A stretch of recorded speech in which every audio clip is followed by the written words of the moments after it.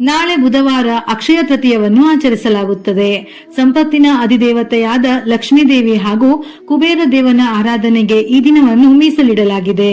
ಈ ಶುಭ ಸಂದರ್ಭದಲ್ಲಿ ಜನರು ತಮ್ಮ ಸಂಪತ್ತನ್ನು ಹೆಚ್ಚಿಸಲು ಚಿನ್ನ, ಬೆಳ್ಳಿ ಮತ್ತು ಇತರ ಅನೇಕ ಅಮೂಲ್ಯ ವಸ್ತುಗಳನ್ನು ಖರೀದಿಸುತ್ತಾರೆ. ಪದ್ಮಪುರಾಣದ ಪ್ರಕಾರ ಈ ದಿನ ಮಾಡಿದ ಎಲ್ಲಾ ಕೆಲಸಗಳು ಫಲಪ್ರದವಾಗುತ್ತದೆ ಮತ್ತು ಅವುಗಳ ಫಲವು ಎಂದಿಗೂ ಕಡಿಮೆಯಾಗುವುದಿಲ್ಲವೆಂದು ವಿಷ್ಣುವು ಒಮ್ಮೆ ನಾರದ ಮುನಿಗೆ ಹೇಳಿದನು. ಜನರು ತಮ್ಮ ಮನೆಯ ಸಮೃದ್ಧಿ ಮತ್ತು ಸಂಪತ್ತನ್ನು ಹೆಚ್ಚಿಸಲು ಈ ದಿನ ಅನೇಕ ಕ್ರಮಗಳನ್ನು ತೆಗೆದುಕೊಳ್ಳುತ್ತಾರೆ. ಆದರೆ ಈ ದಿನ ಸಂಪತ್ತಿನ ಲಕ್ಷ್ಮೀ ದೇವಿಗೆ ಪ್ರಿಯವಾದ ಮತ್ತು ಅವಳನ್ನು ಅಸಮಾಧಾನಗೊಳಿಸುವಂತಹ ಕೆಲವು ಚಟುವಟಿಕೆಗಳನ್ನು ತಪ್ಪಿಸುವುದು ಬಹಳ ಮುಖ್ಯ. ಇದು ಹಣಕಾಸಿನಂತಹ ಸಮಸ್ಯೆಗಳಿಗೆ ಕಾರಣವಾಗಬಹುದು. ನಾಳೆ ಬುಧವಾರ ಅಕ್ಷಯ ತೃತೀಯ ಬಂದಿರುವುದರಿಂದ ಪ್ರಥಮ ಪೂಜಿತ ಗಣೇಶನಿಗೆ ಪ್ರಿಯವಾದ ದಿನ. ಹಾಗಾಗಿ ಗಣೇಶನಿಗೆ ದೂರ್ವೆಯನ್ನು ಅರ್ಪಿಸಿ ತುಪ್ಪದ ದೀಪವನ್ನು ಹಚ್ಚಿದರೆ ಏನಾದರೂ ಕಂಟಕ ವಿಘ್ನಗಳಿದ್ದರೆ ನಿವಾರಣೆಯಾಗುತ್ತದೆ. ನಾಳೆ ಸಂಜೆ ಮನೆಯಲ್ಲಿ ದೇವರ ಮನೆ ಅಥವಾ ಹೊಸ್ತಿಲಿಗೆ ಅಷ್ಟದಳ ರಂಗೋಲಿ ಹಾಕಿ ದೀಪ ಬೆಳಗಿ ಲಲಿತಾ ಸಹಸ್ರನಾಮ ಅಥವಾ ಕನಕಧಾರ ಸ್ತೋತ್ರ ಓದಿದರೆ ಅಥವಾ ಕೇಳಿದರೆ ಲಕ್ಷ್ಮಿ ಅನುಗ್ರಹಿಸುತ್ತಾಳೆ. ಸಾಂಪ್ರದಾಯಿಕ ಪದ್ಧತಿಗಳ ಪ್ರಕಾರ ಈ ದಿನದಂದು ಯಾರಿಗಾದರೂ ಸಾಲ ನೀಡುವುದು ಅಥವಾ ಸಾಲ ತೆಗೆದುಕೊಳ್ಳುವುದು ಅಶುಭವೆಂದು ಹೇಳುತ್ತಾರೆ. ಹಾಗೆ ಮಾಡುವುದರಿಂದ ಮನೆಯ ಸಮೃದ್ಧಿ ಮತ್ತು ಸಂಪತ್ತು ಬೇರೆಯವರಿಗೆ ಹೋಗುತ್ತದೆ ಎನ್ನುವ ನಂಬಿಕೆ ಇದೆ. ಈ ದಿನ ಏನೇ ಕೆಲಸ ಮಾಡಿದರೂ ಅದು ವರ್ಷ ಪೂರ್ತಿ ಅಕ್ಷಯವಾಗಿ ಸಂಪತ್ತು ಸಮೃದ್ಧಿಯಿಂದ ಕೂಡಿರುತ್ತದೆ ಎಂದು ಹೇಳುತ್ತಾರೆ. ಹಾಗಾಗಿ ತಪ್ಪಿಯು ಸಾಲ ತೆಗೆದುಕೊಳ್ಳುವುದು ಅಥವಾ ಕೊಡುವುದನ್ನು ನಾಳೆಯ ದಿನ ತಪ್ಪಿಸಿ. ಚಿನ್ನ ಮತ್ತು ಹಣದ ಬಗ್ಗೆ ಕಾಳಜಿ ವಹಿಸಿ. ಅಕ್ಷಯ ತೃತೀಯ ದಿನದಂದು ಚಿನ್ನ ಅಥವಾ ಚಿನ್ನದ ಆಭರಣಗಳನ್ನು ಕಳೆದುಕೊಳ್ಳುವುದು ಕೆಟ್ಟ ಶಕುನವೆಂದು ಹೇಳುತ್ತಾರೆ. ಇದು ಹಣದ ನಷ್ಟವನ್ನು ಸೂಚಿಸುತ್ತದೆ. ಧಾರ್ಮಿಕ ನಂಬಿಕೆಯ ಪ್ರಕಾರ ಅಕ್ಷಯ ತೃತೀಯದಲ್ಲಿ ಯಾವುದೇ ರೀತಿಯ ಆರ್ಥಿಕ ನಷ್ಟವನ್ನು ಮಂಗಳಕರವೆಂದು ಹೇಳುವುದಿಲ್ಲ. ಅಂತಹ ಘಟನೆಗಳನ್ನು ತಪ್ಪಿಸಲು ಈ ದಿನ ಜಾಗರೂಕರಾಗಿರಿ. ಅಗತ್ಯ ಮುನ್ನೆಚ್ಚರಿಕೆಗಳನ್ನು ತೆಗೆದುಕೊಳ್ಳಿ. ಒಂದು ವೇಳೆ ಚಿನ್ನ ಖರೀದಿಸದೇ ಇದ್ದರೂ ಪರವಾಗಿಲ್ಲ, ಇರುವ ಚಿನ್ನವನ್ನು ಜೋಪಾನ ಮಾಡುವುದು ಒಳಿತು. ಹಿಂದೂ ನಂಬಿಕೆಗಳ ಪ್ರಕಾರ ಲಕ್ಷ್ಮೀ ದೇವಿಯು ಪೊರಕೆಯಲ್ಲಿ ನೆಲೆಸಿದ್ದಾಳೆಂದು ಹೇಳುತ್ತಾರೆ. ಹಾಗಾಗಿ ಸಂಜೆಯ ಸಮಯದಲ್ಲಿ ಮನೆಯನ್ನು ಗುಡಿಸುವುದು ಅಶುಭ. ಹೀಗೆ ಮಾಡುವುದರಿಂದ ಲಕ್ಷ್ಮೀ ದೇವಿಯು ಕೋಪಗೊಂಡು ನಿಮ್ಮ ಮನೆಯನ್ನು ಬಿಟ್ಟು ಹೋಗಬಹುದು. ಇದಲ್ಲದೆ ಸಂಜೆಯ ವೇಳೆ ಮನೆಯ ಹೊಸ್ತಿಲಲ್ಲಿ ಕುಳಿತುಕೊಳ್ಳಬಾರದು.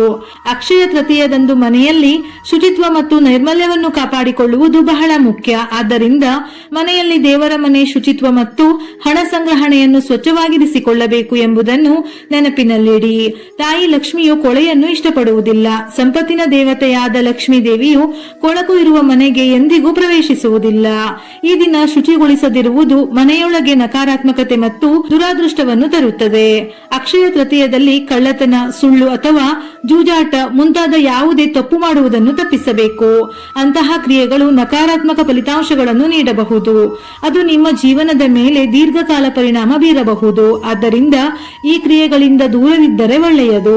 ಈ ಮಂಗಳಕರ ದಿನದಂದು ಯಾವ ಕೆಲಸವನ್ನು ಮಾಡಿದರೂ ಅದು ಅಕ್ಷಯವಾಗುತ್ತದೆ. ಈ ದಿನ ಉತ್ತಮ ಮಾತುಗಳನ್ನಾಡಿ ಉತ್ತಮ ಕೆಲಸಗಳನ್ನು ಮಾಡಿದರೆ ಅದು ಹೆಚ್ಚಾಗುತ್ತದೆ. ಈ ದಿನ ಯಾರೊಂದಿಗಾದರೂ ವಾದ ಮಾಡಿದರೆ, ಜಗಳ ಮಾಡಿದರೆ, ಕೋಪಿಸಿಕೊಂಡರೆ ಅದು ವರ್ಷ ಪೂರ್ತಿ ಹೆಚ್ಚಾಗುತ್ತಲೇ ಹೋಗುತ್ತದೆ. ನಿಮ್ಮ ಜೀವನದಲ್ಲಿ ಸಮೃದ್ಧಿ ಮತ್ತು ಅದೃಷ್ಟವೂ ಲಭಿಸಬೇಕೆಂದರೆ ಈ ಎಲ್ಲಾ ವಿಷಯಗಳನ್ನು ತಪ್ಪಿಸಿ. ಮಾಂಸ, ಮದ್ಯ, ಬೆಳ್ಳುಳ್ಳಿ ಮತ್ತು ಈರುಳ್ಳಿ ಇತ್ಯಾದಿಗಳನ್ನು ಅಶುದ್ಧ ಅಥವಾ ತಾಮಸಿಕವೆಂದು ಹೇಳುತ್ತಾರೆ. ಅವುಗಳನ್ನು ಈ ದಿನ ಸೇವಿಸಬಾರದೆಂದು ಹೇಳುತ್ತಾರೆ. ನಕಾರಾತ್ಮಕ ಆಲೋಚನೆಗಳು ಮತ್ತು ಭಾವನೆಗಳಿಂದ ದೂರವಿರಬೇಕು, ಏಕೆಂದರೆ ಅವು ನಕಾರಾತ್ಮಕ ಶಕ್ತಿಯನ್ನು ಆಕರ್ಷಿಸುತ್ತವೆ, ಸಕಾರಾತ್ಮಕ ಶಕ್ತಿಯ ಹರಿವನ್ನು ತಡೆಯುತ್ತದೆ. ಇನ್ನು ಅಕ್ಷಯ ತೃತೀಯ ದಿನದಂದು ಹಸಿವು, ದಣಿವು ಎಂದು ಬಂದವರನ್ನು ಅಥವಾ ಮನೆಗೆ ಹಿರಿಯರು, ಅತಿಥಿಗಳು ಆಗಮಿಸಿದರೆ ಅವರನ್ನೆಂದು ಕಡೆಗಣಿಸಿ ಯಾವುದೇ ಕಾರಣಕ್ಕೂ ಬರಿಗೈನಲ್ಲಿ ಅಥವಾ ನಿಂದಿಸಿ ಕಳಿಸಬಾರದು.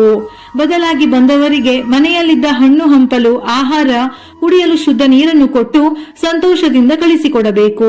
ಮನೆಗೆ ಬಂದವರು ದೇವರ ಸ್ವರೂಪದಲ್ಲೇ ನಮ್ಮನ್ನು ಆಶೀರ್ವದಿಸಲು ಬಂದಿರಬಹುದು. ಹಾಗಾಗಿ ನಿಮ್ಮ ಕೈಲಾದಷ್ಟು ಗೌರವದಿಂದ ಸತ್ಕರಿಸಬೇಕು. ನಾಳೆ ಅಪ್ಪಿತಪ್ಪಿಯು ಮನೆಯ ಹೆಣ್ಣು ಮಕ್ಕಳು ಅಳಬಾರದು. ಈ ಶುಭ ದಿನದಂದು ತಲೆ ಕೂದಲು ಹಾಗೂ ಉಗುರುಗಳನ್ನು ಸಹ ಕತ್ತರಿಸಬಾರದು.